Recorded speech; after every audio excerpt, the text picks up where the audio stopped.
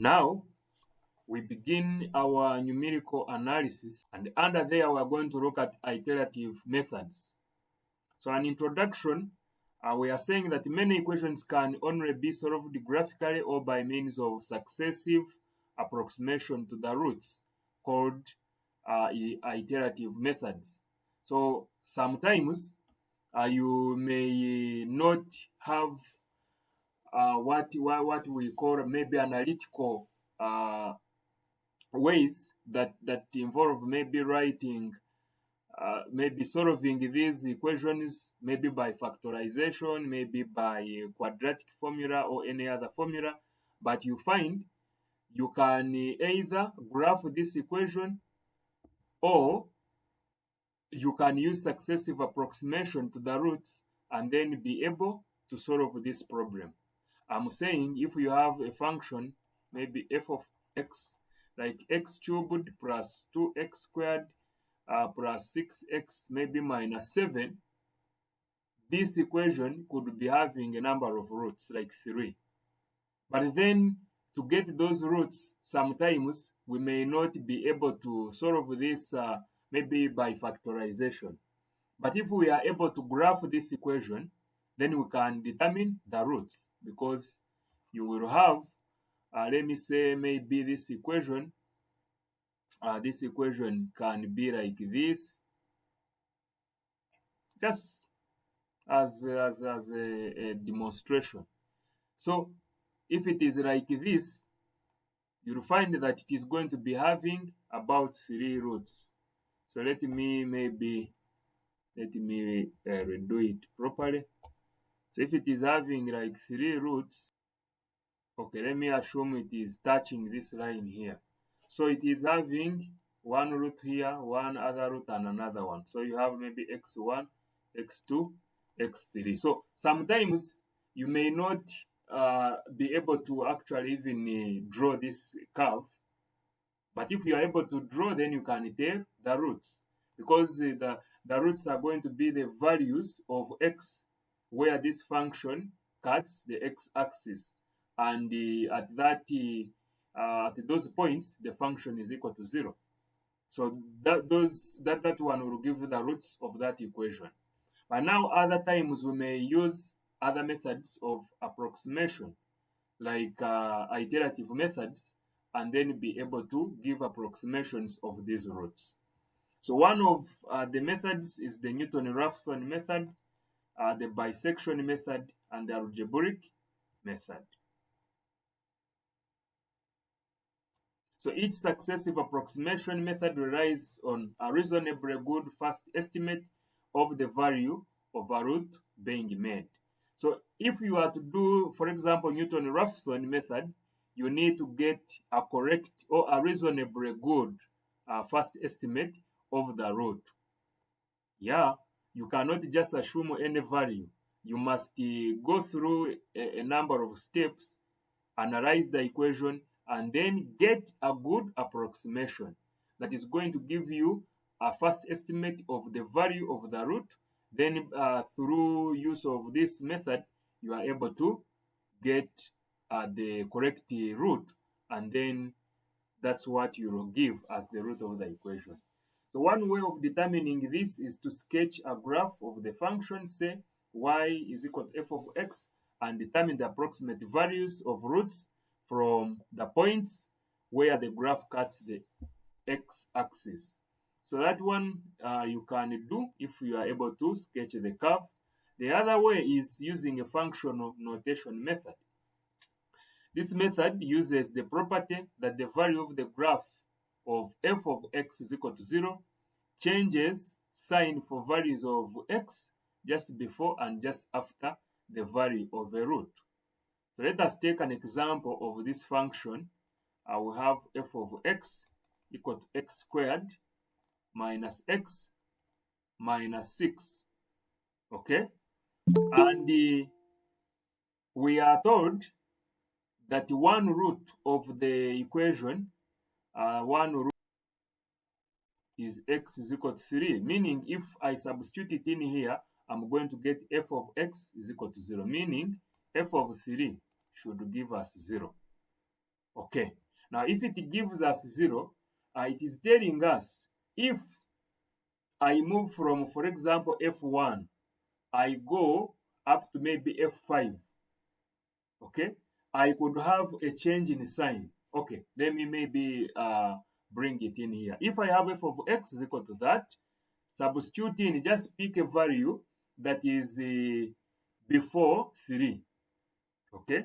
If it is before 3, let me take 2. So if I substitute in 2 here, I'm going to have something, this is going to be 2 squared minus 2 minus 6, and this is going to give me negative 4.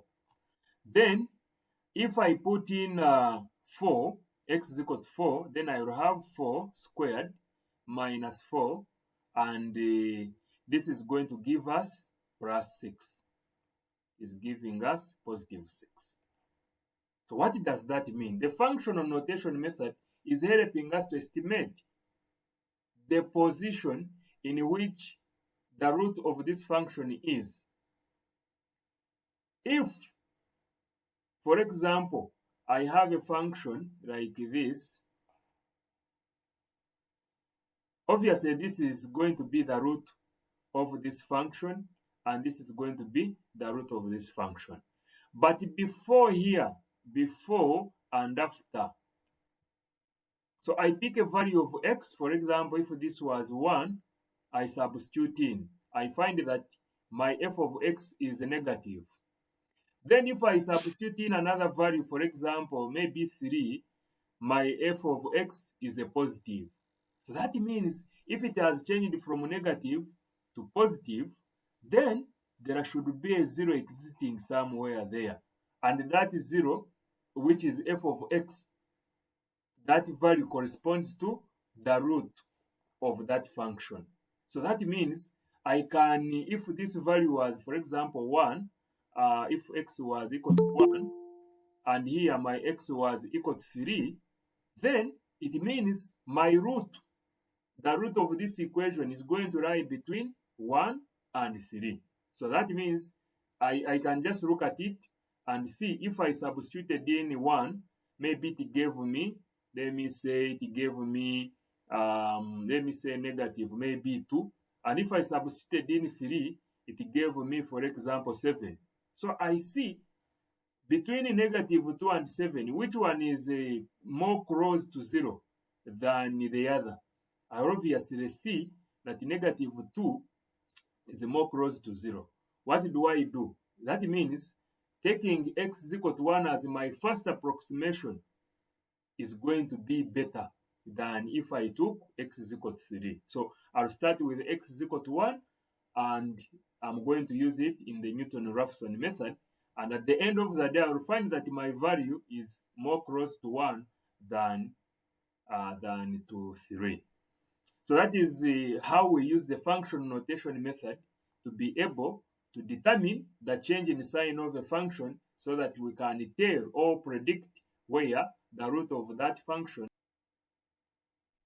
So from this one, we see if we substituted in 2 and here we substituted in 4, it can be seen that from the results, the sign or the value of f of x changes from negative 4 at f of 2, that is when x is equal to 2, to positive 6 at f of 4, that is at x is equal to 4, indicating that the root lies between 2 and 4.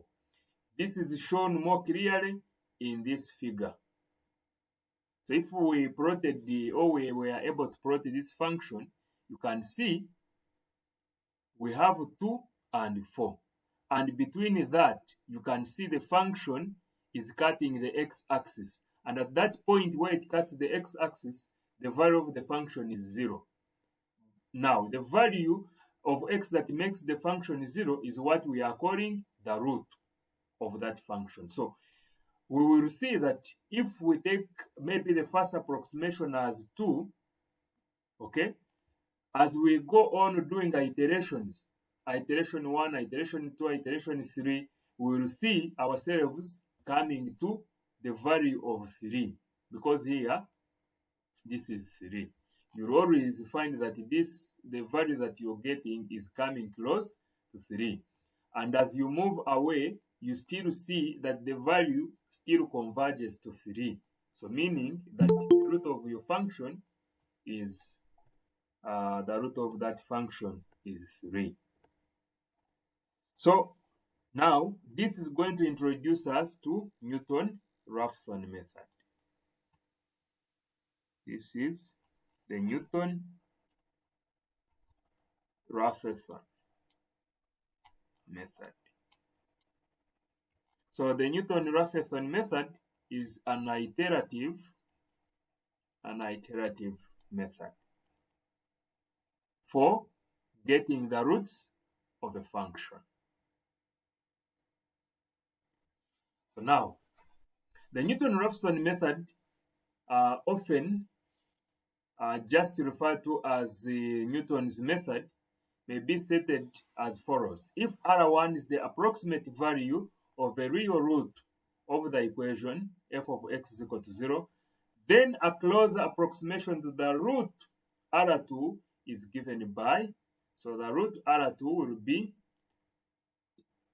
equal to root R1 minus f of R1 divided by the first derivative, but when x has been substituted with R1. The other version is xn plus 1, which is equal to xn minus f of x divided by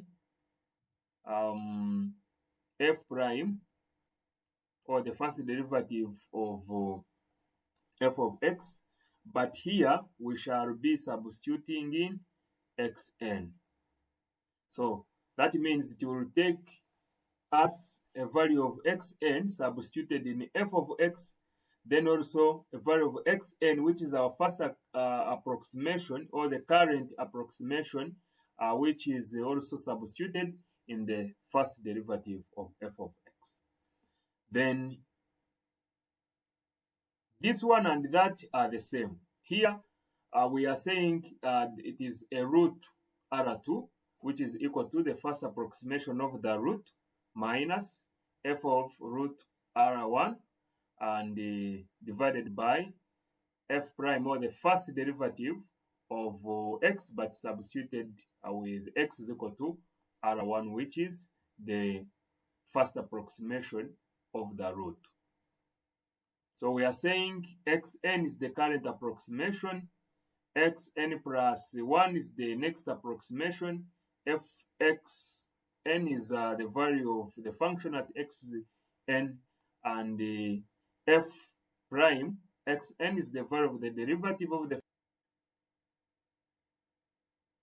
Now the advantages of the Newton's-Raphson method over other methods of successive approximation is that it can be used for any type of mathematical equation, that is the ones containing trigonometric functions, exponential, logarithmic, hyperbolic, algebraic, and is usually easier to apply than other methods. The method is demonstrated in the following work problem. So we are going to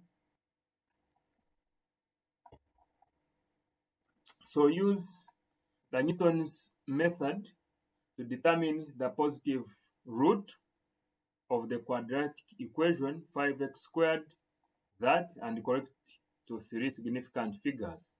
Check the value of the root by the quadratic formula. So we are going to use the functional notation method.